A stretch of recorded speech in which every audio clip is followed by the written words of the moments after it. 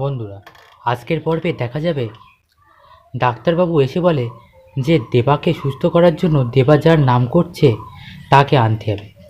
দেবা ঘোরের মধ্যে শুধু আঁখির নাম করছে, যেটা শুনে সবাই কাঁদতে থাকে। তখন পুষ্প বলে, আমাদের আঁখিকে কোথায় পাবো? তখন ভীম বলে, হ্যাঁ, আঁখিকে খুব ভালোবাসতো। তখন পুষ্প বলে, কেন বাসতো, কেন বলছো, এখনও বাসে। এরপর তখন চারানা বলে, ঝিলিক দিদি, তুমি যাও না আঁখি দিদি সেজে, তুমি পারবে না দেবাদাকে সুস্থ করতে? তখন ঝিলিকের মনে পড়ে আঁখির কথাগুলো, যে আঁখি বলেছিল আমি না থাকলে তুমি একটু দেবাকে দেখে রেখো। তখন ঝিলিক মনে মনে ভাবে তাই করবে, আঁখি সেজে দেবার কাছে গিয়ে দেবাকে সুস্থ করবে। এরপর ঝিলিক বলে, হ্যাঁ, আমি যাব দেবার কাছে, আমি গৌরব, আঁখি আর দেবা এই তিনজনের কারোর ক্ষতি আমি হতে দেব না। এরপরে ঝিলিক এরপরে ঝিলিক ঠোঁটের নিচে একটা তিল করে নেয় আর সেজে নিল আঁখির মতন।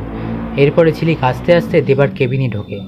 তারপর দেবার মাথায় হাত বোলাতে থাকে আর দেবাকে ডাকতে থাকে, দেবা, কি হয়েছে তোমার? চোখ খুলে, আমি আঁখি বলছি, আমি চলে এসেছি তোমার কাছে। এরপরে দেবা রেসপন্স করে আর সাড়া দেয়। এবার ঝিলিকের সেবা শুশ্রূষায় দেবা আস্তে আস্তে ভালো হয়ে ওঠে আর দেবা ঝিলিককে দেখে মনে করে আঁখি। এরপরে পরের দিন যখন ঝিলিক কেবিনে ঢোকে দেখে দেবা নেই। তখন ঝিলিক চিৎকার করতে থাকে দেবা দেবা করে। তখন দেবা পিছন থেকে আসে, বলে, আমি কফি আনতে গিয়েছিলাম আমার আর তোমার জন্য। তখন দেবা বলে, কি ভাবলে আমি চলে গিয়েছি? আমি কোথাও যাব না আঁখি তোমাকে ছেড়ে, আর আমি তোমার কাছেই থাকবো।